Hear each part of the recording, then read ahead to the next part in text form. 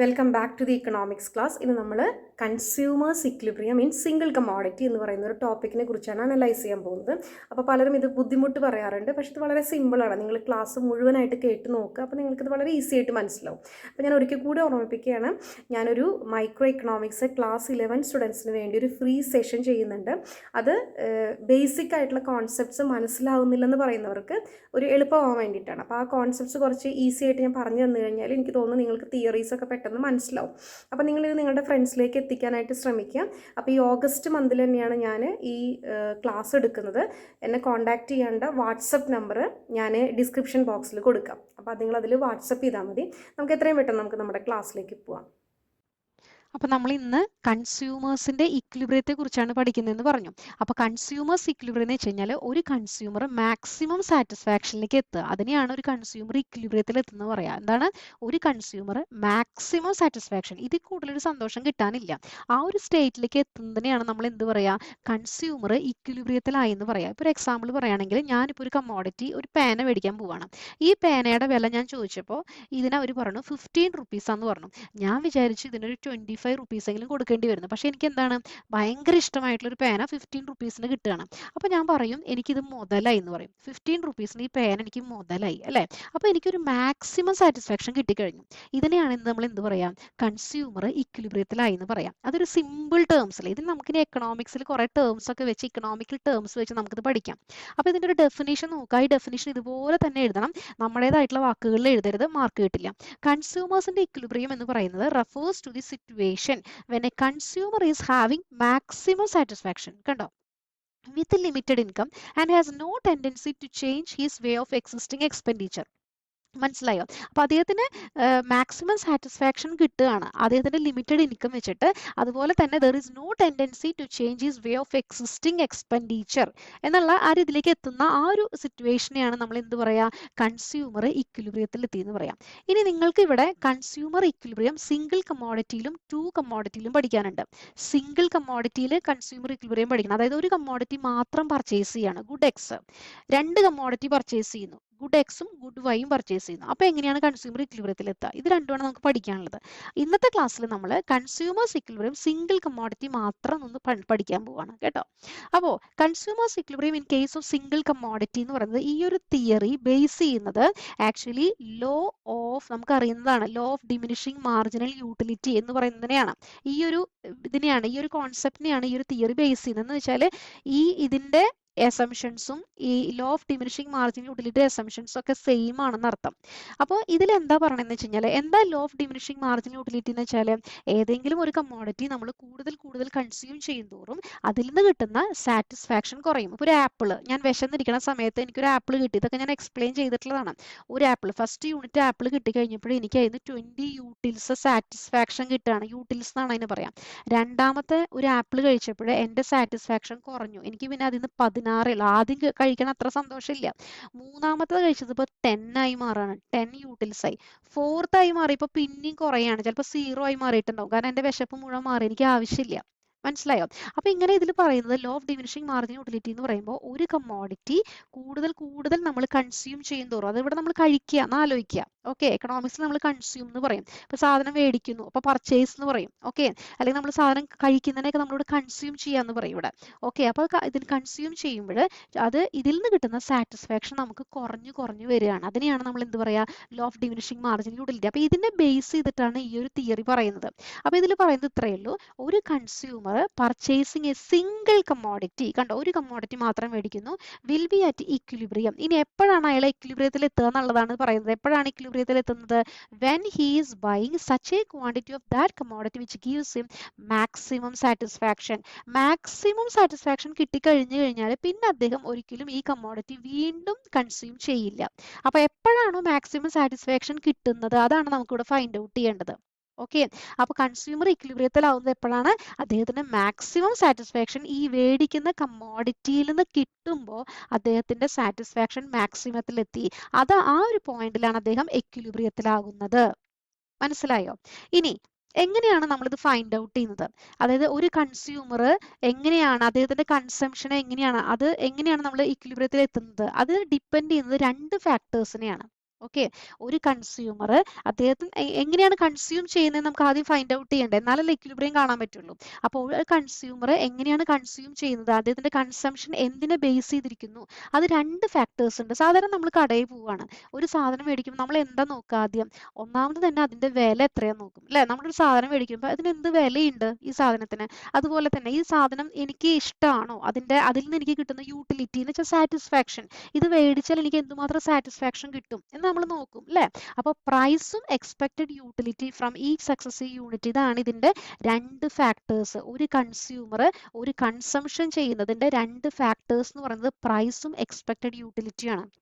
ഇനി നമുക്കിവിടെ എന്താ വേണ്ടത്, ഇക്വിലിബ്രിയം ഫൈൻഡ് ഔട്ട് ചെയ്യണം അല്ലെ. അപ്പൊ to determine the equilibrium point consumer എന്താ ചെയ്യുന്നത്, it compares the price of the given commodity with its utility. നമ്മൾ അതിൽ അങ്ങനെയല്ലേ, ഒരു സാധനം ആദ്യം നമ്മൾ നോക്കും, വില നോക്കിയിട്ട് വേണം നമ്മൾ സാധനങ്ങൾ മേടിക്കാനായിട്ട്. നമുക്കൊരു സാധനം ഭയങ്കര ഇഷ്ടമായി, പക്ഷെ ഭയങ്കര വിലയാണ്, നമ്മളിപ്പോൾ മേടിച്ചു എന്ന് വരില്ല. ചിലപ്പോൾ ചില സാധനങ്ങൾ നമ്മൾ ചോദിക്കും, ഭയങ്കര ഇഷ്ടമായിട്ട് ചോദിക്കുമ്പോൾ നമ്മൾ എക്സ്പെക്ട് ചെയ്ത വില ഉണ്ടാവില്ല അല്ലേ. അപ്പോൾ നമ്മൾ എന്തൊക്കെ കാര്യങ്ങൾ കമ്പയർ ചെയ്യേണ്ടത്, പ്രൈസും യൂട്ടിലിറ്റിനെയും, നമ്മളുടെ മാർജിനൽ യൂട്ടിലിറ്റി എന്ന് പറയും, ഇത് രണ്ടും കൂടി നമ്മളൊന്ന് കമ്പയർ ചെയ്ത് നോക്കിയിട്ടാണ് സാധാരണ നമ്മളൊരു കമ്മോഡിറ്റി മേടിക്കുക, ശരിയല്ലേ.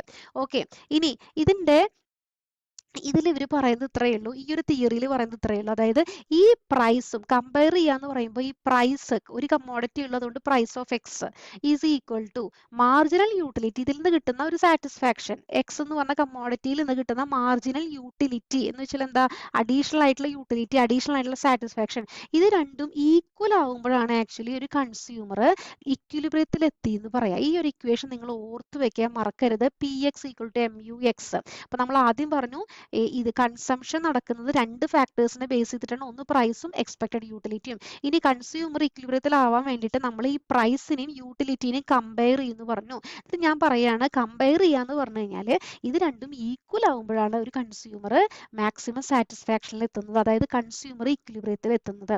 അതായത് ഇതിന്റെ ഇക്വിലിബ്രിയം കണ്ടീഷൻ എന്ന് പറയുന്നതാണ്, നോക്കിക്കൊള്ള, കണ്ടീഷൻസ് ഓഫ് ഇക്വിലിബ്രിയം എന്ന് പറയുന്നത് എന്താണ്, M U X, marginal utility of commodity X equal to price of that commodity. കണ്ടോ, ഇതാണ് കണ്ടീഷൻ ഓഫ് ഇക്വിലിബ്രിയം. ഇത് ഓർത്ത് വെക്കുക, എക്സാമുകൾക്ക് ചോദിക്കും.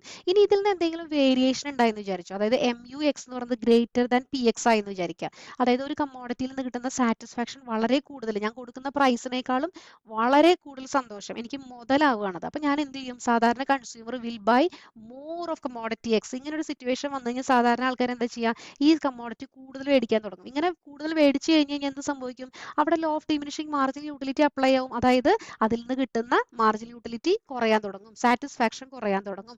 അവസാനം M U X equal to P X എന്ന് പറഞ്ഞ പോയിന്റിലേക്ക് എത്തും. അതേപോലെ തന്നെ എം യു എക്സ് എന്ന് പറയുന്നത് ലെസ് ദാൻ പി എക്സ് ആണെന്നേക്ക്, മാർജിനൽ യൂട്ടിലിറ്റി ഓഫ് എക്സ് കുറവാണ്, പ്രൈസ് ആണ് കൂടുതൽ, പ്രൈസിനേക്കാൾ കുറവാണ്, അതിൽ നിന്ന് കിട്ടുന്ന സാറ്റിസ്ഫാക്ഷൻ അത്ര ഇല്ല. അപ്പൊ എന്തുണ്ടാവും, ഇവർ ഈ കമ്മോഡിറ്റി കൂടുതൽ മേടിക്കില്ല, അതിന്റെ കൺസംഷൻ അവർ കുറയ്ക്കും. അവസാനം ഏത് പോയിന്റ് വരെ എത്തും, marginal utility becomes equal to price. അവസാനം അപ്പൊ എന്ത് പറഞ്ഞാലും ഈ ഏത് വേരിയേഷൻ വന്നാലും അവസാനം ഈ ഒരു പോയിന്റിലേക്ക് എത്തും. എന്ത് point, M U X equal to P X എന്ന് പറയുന്ന ഒരു പോയിന്റിലേക്ക് എത്തും. അതാണ് കണ്ടീഷൻ ഓഫ് ഇക്വിലിബ്രിയം എന്ന് പറയുന്നത്. ഇനി നിങ്ങൾക്ക് ഇത് ഒരു എക്സാമ്പിളിലൂടെ നോക്കാം, ഒരു ടേബിൾ വെച്ചിട്ട് നോക്കാം. അപ്പൊ നമ്മളിവിടെ പറഞ്ഞു എന്താണ് കണ്ടീഷൻ എന്ന് പറയുന്നത്, M U X equal to price of X ആണ് നമ്മൾ കണ്ടീഷൻ എന്ന് പറയുന്നത് അല്ലെ. ഈ ടേബിളിൽ നോക്കുക, എക്സ് എന്ന് പറഞ്ഞ commodity, price, marginal utility of X, M U X equal to P X എവിടെയാണ്, ഈ ഒരു പോയിന്റിൽ. അപ്പോൾ ഇവിടുത്തെ ഇക്വിലിബ്രിയം, കൺസ്യൂമറുടെ ഇക്വിലിബ്രിയം പോയിന്റ് എന്ന് പറയുന്നത് ഇവിടെയാണ്, ഇതാണ് ഇക്വിലിബ്രിയത്തിൽ എത്തുന്നത്. അതായത് 3 യൂണിറ്റ്സ് കൺസ്യൂം ചെയ്തപ്പോൾ കൺസ്യൂമർ ഇക്വിലിബ്രിയത്തിൽ എത്തി അല്ലെ, മാക്സിമം സാറ്റിസ്ഫാക്ഷനിലേക്ക് എത്തി, അല്ലെങ്കിൽ കൺസ്യൂമറുടെ ഇക്വിലിബ്രിയം എന്ന് പറയുന്നത് 3 യൂണിറ്റ്സ് കൺസ്യൂം ചെയ്തപ്പോഴാണ്. P X equal to M U X ആണ്.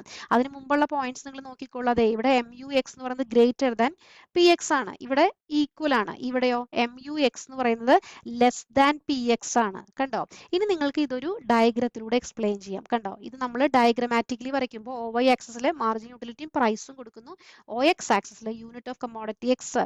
ഇത് എക്സ്റ്റെൻഡ് ചെയ്തിരിക്കുന്നത് എന്തുകൊണ്ടാണ്, മൈനസ് കാണിക്കാൻ വേണ്ടിയിട്ടാണ്. കണ്ടോ, -6 ഇല്ല ഇവിടെ, അത് കാണിക്കാൻ വേണ്ടിയിട്ടാണ് നിങ്ങൾ എക്സ്റ്റെൻഡ് ചെയ്ത് കൊടുത്തിരിക്കണേ.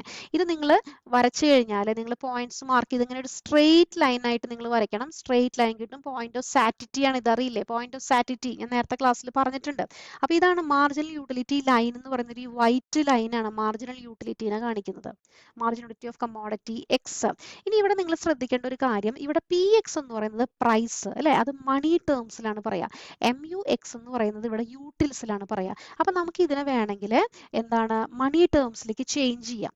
ഓക്കെ, ഈ എം യു എക്സ് എന്ന് പറയുന്നത് യൂട്ടിൽസിലും ഇത് പ്രൈസ് എന്ന് പറയുന്നത് മണി ടേംസിലുമാണ്. അപ്പോൾ നമുക്ക് എം യു എക്സിനെ മണി ടേംസിലേക്ക് ചേഞ്ച് ചെയ്യാം. ഇപ്പോൾ ഈ ഒരു ഇക്വേഷൻ തന്നെ എടുക്കുകയാണെങ്കിൽ ഇതിനെ എം യു എക്സിനെ മണി ടേംസിലേക്ക് ചേഞ്ച് ചെയ്യണമെങ്കിൽ ഇങ്ങനെ എഴുതാം. M U M margin utility in terms of money എന്ന് പറയുന്നതിൻ്റെ ഇക്വേഷൻ ആണ് M U X divided by P X. അപ്പോൾ ഇതും ആക്ച്വലി ഒരു കണ്ടീഷനായിട്ട് ഉപയോഗിക്കാറുണ്ട്. നമുക്ക് എഴുതാം condition of consumers equilibrium single കമ്മോഡിറ്റിയിൽ നമ്മൾ എഴുതാറുണ്ട്. അതുപോലെ തന്നെ വേറെ നമ്മൾ എഴുതാറുള്ള വേറൊരു ഇക്വേഷൻ ആണ് M U X divided by M U M is equal to price of X. ഈ ഒരു കണ്ടീഷനും നമ്മൾ സാധാരണ എഴുതാറുണ്ട്. ഓക്കെ, അപ്പൊ ഇത് രണ്ടും നിങ്ങൾ ഓർത്തിരിക്കുക കേട്ടോ. M U X divided by M U M എന്ന് പറയുന്നത് പ്രൈസ് ഓഫ് എക്സ് ആണ്, ഇത് എഴുതാറുണ്ട്. അല്ലെങ്കിൽ M U M equal to M U X divided by P X അങ്ങനെ എഴുതാറുണ്ട്, ടേംസിൽ എഴുതാറുണ്ട്. സാധാരണ നമ്മൾ കോമൺ ആയിട്ട് ഉപയോഗിക്കുന്നത് M U X equal to price of X ആണ്. ഞാൻ ആദ്യം പറഞ്ഞതാണ് M U X equal to price of X. Okay, അപ്പോൾ ഈ 3 കണ്ടീഷൻ ഏത് വേണമെങ്കിൽ ഉപയോഗിക്കാം. അപ്പോൾ എക്സാമിന് ചോദിച്ചു കഴിഞ്ഞാൽ വൺ വേർഡ് ക്വസ്റ്റ്യൻ ചോദിച്ചു കഴിഞ്ഞാൽ മറക്കാതെ എഴുതാനായിട്ട് ശ്രമിക്കാം. ഇനി നിങ്ങൾക്ക് ഇത് കൺഫ്യൂഷൻ ഉണ്ടെങ്കിൽ ഒരെണ്ണം ഞാൻ വേണമെങ്കിൽ ചെയ്ത് കാണിച്ചു തരാം. ഇവിടെ എം യു എം നമ്മൾ കണ്ടുപിടിക്കാൻ നിൽക്കുക. എം യു എക്സ് നമുക്ക് ഇവിടെ തന്നിട്ടുണ്ട്, margin utility in terms of X തന്നിട്ടുണ്ട്. ഇതിനെ മണി ടേംസിലേക്ക് ചേഞ്ച് ചെയ്യാണ്. അപ്പോൾ ഒരെണ്ണം നിങ്ങൾ ചെയ്ത് നോക്കിക്കോ. അപ്പോൾ നിങ്ങൾക്ക് എല്ലാത്തിൻ്റെ വാല്യൂ സെയിം കിട്ടുമെന്ന് മനസ്സിലാവും. എന്താണ് M U X divided by P X. M U X എത്രയാ 20 ഡിവൈഡഡ് ബൈ 10. 20 ഡിവൈഡ് ബൈ 10 എന്ന് പറയുന്നത് എത്രയാ? ദാറ്റ് ഈസ് ഈക്വൽ ടു 2 ആണ് അല്ലേ. ഇതിനെ ഇതിലൊന്ന് അപ്ലൈ ചെയ്ത് നോക്കിയാൽ എം യു എക്സ് എന്ന് പറയുന്നത് എത്രയാ? 20. എം യു എം എന്ന് പറയുന്നത് 2. 20 ബൈ 2 എന്ന് പറയുന്നത് എത്രയാ? 20 ബൈ 2 എന്ന് പറയുന്നത് എത്രയാണ്? 10 ആണ്. അതായത് പ്രൈസ് ഓഫ് എക്സ് എന്ന് പറയുന്നത് 10 കിട്ടി നമുക്ക്. അതുപോലെ നമ്മൾ ഇതിൽ ഏത് അപ്ലൈ ചെയ്താലും നമുക്ക് ഈ സെയിം ഈ 10 എന്നുള്ളൊരു ആൻസർ കിട്ടും. നമ്മൾ ഇതിൽ ഏത് അപ്ലൈ ചെയ്ത് നോക്കിയാലും. അപ്പോൾ അതാണ് ഞാൻ പറഞ്ഞത്, ഈ 3 ഇക്വേഷനിൽ ഏത് വേണമെങ്കിൽ നിങ്ങൾക്ക് യൂസ് ചെയ്യാം. ഓക്കെ, അപ്പോൾ അത് പ്രത്യേകമായിട്ട് ഓർത്തിരിക്കുക. അപ്പോൾ അടുത്തൊരു ടോപ്പിക്, അതായത് കൺസ്യൂമേഴ്സ് ഇക്വിലിബ്രിയം ഇൻ 2 കമ്മോഡിറ്റീസ് എന്നുള്ളത് അടുത്തൊരു ക്ലാസ്സിൽ നമുക്ക് അനലൈസ് ചെയ്യാം. അപ്പോൾ നിങ്ങൾക്ക് ക്ലാസ് ഇഷ്ടപ്പെടുന്നുണ്ടെങ്കിൽ സബ്സ്ക്രൈബ് ചെയ്യാനും ഷെയർ ചെയ്യാനും ലൈക്ക് ചെയ്യാനൊന്നും മറക്കരുത്. നിങ്ങൾ ആ ബെല്ലൈക്കൺ അമർത്തുകയാണെങ്കിൽ ഞാനിടുന്ന ക്ലാസ്സുകളുടെ നോട്ടിഫിക്കേഷൻസ് കൂടി നിങ്ങൾക്ക് ലഭിക്കും. ഓക്കെ, അപ്പോൾ അതുവരേക്കും എല്ലാവർക്കും have A nice day. God bless you. Thank you.